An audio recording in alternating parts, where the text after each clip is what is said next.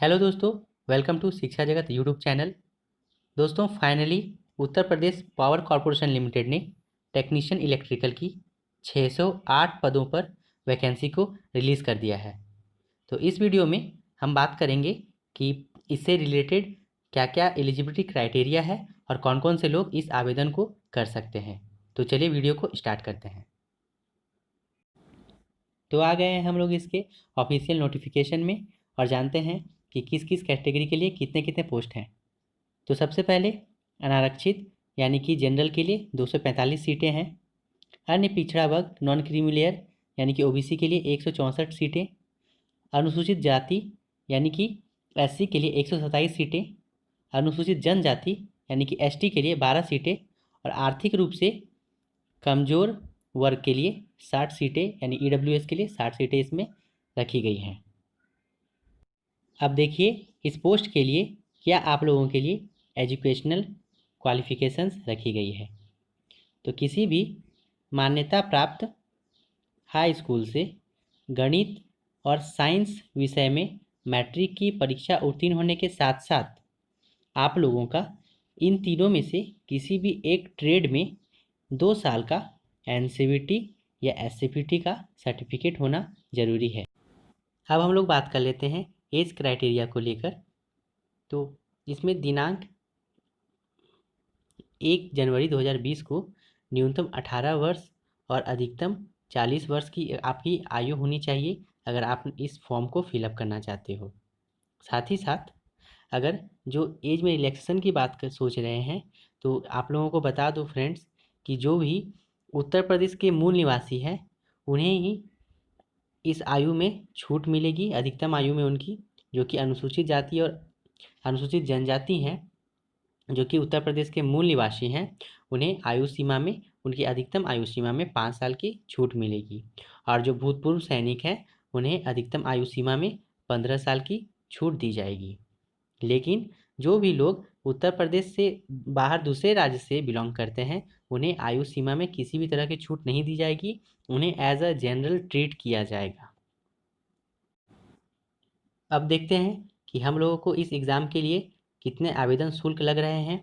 तो जो भी उत्तर प्रदेश के अनुसूचित जाति और अनुसूचित जनजाति के लोग हैं जो वहाँ के मूल निवासी हैं और साथ ही अनुसूचित जाति और अनुसूचित जनजाति श्रेणी से आते हैं उन्हें 700 रुपये इस फॉर्म का फ़ी लगेगा।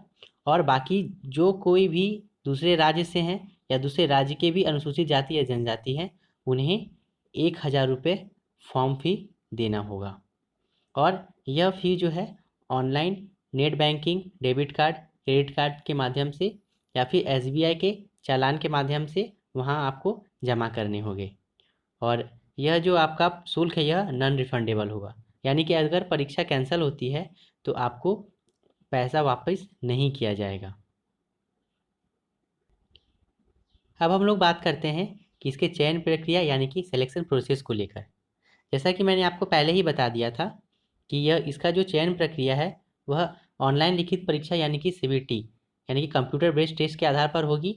और इस परीक्षा को जो है 2 भागों में बांटा गया है जिसकी अवधि दोस्तों 3 घंटे की होगी। और इसके फर्स्ट फेज़ में यानी कि प्रथम भाग में सीसीई स्तर का NIELIT की तरफ से कंप्यूटर ज्ञान से संबंधित आपके 50 ऑब्जेक्टिव टाइप क्वेश्चंस होंगे, जिसमें कि अगर आपने इसका प्रत्येक आपका मैक्सिमम क्वेश्चन जो होगा वो 50 होगा और इसमें अधिकतम जो अंक होगा वो भी 50 होगा। और आप अगर किसी भी क्वेश्चंस को अगर आप सही करते हो तो प्रत्येक क्वेश्चंस के लिए आपको 1 अंक मिलेगा। अगर आप किसी भी क्वेश्चंस को अगर आप गलत करते हो तो आपको प्रत्येक अंक के लिए 1/4 अंक की आपकी कटौती कर ली जाएगी। और इस कंप्यूटर ज्ञान की प्रथम भाग की परीक्षा में आपको कम से कम 20 अंक प्राप्त करना अनिवार्य है, अन्यथा आपको जो है इसके सेकेंड फेज़ का मूल्यांकन आपका कॉपी का जांच नहीं किया जाएगा। याद रखिए दोस्तों, इसमें एक इम्पॉर्टेंट चीज़ है कि यह जो आपका फर्स्ट फेज़ का जो टेस्ट है कंप्यूटर का वह इसमें आपका जितना भी मार्क्स आएगा वह मार्क्स आपका मेरिट में नहीं जोड़ा जाएगा, यानी कि यह सिर्फ क्वालिफाइंग मार्क्स होगा। अब हम लोग बात करते हैं इसके सेकेंड फेज़ यानी कि द्वितीय भाग को लेकर। इसमें 4 फेज़ हैं आपके पाठ्यक्रम में, जैसे कि आप देख सकते हो। सबसे पहला है सामान्य अध्ययन एवं तार्किक ज्ञान, इसके बाद सामान्य हिंदी, सामान्य अंग्रेजी और तकनीकी ज्ञान। सामान्य अध्ययन से आपके प्रश्नों की संख्या 20 है और अधिकतम अंक भी 20 हैं। सामान्य हिंदी के प्रश्नों की संख्या आपकी 15 है और अधिकतम अंक भी 15 है। इसी तरह सामान्य अंग्रेजी के अधिकतम प्रश्नों की संख्या 15 है और अधिकतम अंक भी 15 है। और तकनीकी विषय ज्ञान यानी कि आपके जो ट्रेड का जो सिलेबस है उसमें से कुल 150 क्वेश्चन आपसे पूछे जाएंगे और इसका मार्क्स भी 150 है।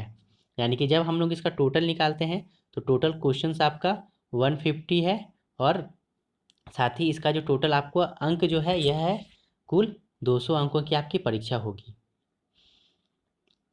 अब यहाँ पर जैसे कि आप देख सकते हो दोस्तों कि इस चयन हेतु इस परीक्षा में आपको कम से कम 33.5% अंक आपको प्राप्त करना अनिवार्य होगा।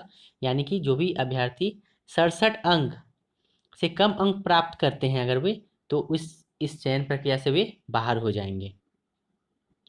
अब हम लोग देखते हैं दोस्तों कि परीक्षा का स्थान कहाँ कहाँ आपको सेंटर इसका मिलेगा। तो परीक्षा के स्थान दोस्तों लखनऊ, बरेली, गाज़ियाबाद, नोएडा, गोरखपुर, वाराणसी, मेरठ एवं कानपुर शहरों में होगी। और अभ्यर्थियों की संख्या के आधार पर अथवा विशेष परिस्थितियों में परीक्षा के स्थान को बदला अथवा घटाया बढ़ाया जा सकता है। और आवेदन की करने की जो भी प्रोसेस है वो आपको यहाँ लिखा हुआ है और आपको मैं इसका लिंक भी जो है मैं आपको डिस्क्रिप्शन बॉक्स में मैं आपको दे दूँगा, जिससे कि आप आसानी से वहाँ से जाकर इजीली आप फॉर्म को फिल कर सकते हैं। और जैसा कि आपको पता है कि इसका जो डेट है वह स्टार्ट होने वाला है 1 जुलाई 2020 से 22 जुलाई 2020 तक इसकी तिथि है जो कि आवेदन करने की है। और नेट बैंकिंग और ऑनलाइन जो उसका पेमेंट है वह 1 जुलाई से 22 जुलाई तक है। और अगर आप ऑफलाइन अगर आप पेमेंट करना चाहते हो तो इसका डेट दिया हुआ है 1 जुलाई से 24 जुलाई तक। और इसकी परीक्षा की जो संभावित अवधि जो इसमें लिख रहे हैं वह है अगस्त का 2020 का द्वितीय सप्ताह, यानी कि सेकेंड ऑफ वीक में अगस्त का आपका यह एग्ज़ाम हो सकता है। तो दोस्तों आशा करता हूँ आपको मेरा यह वीडियो बहुत ही पसंद आया होगा।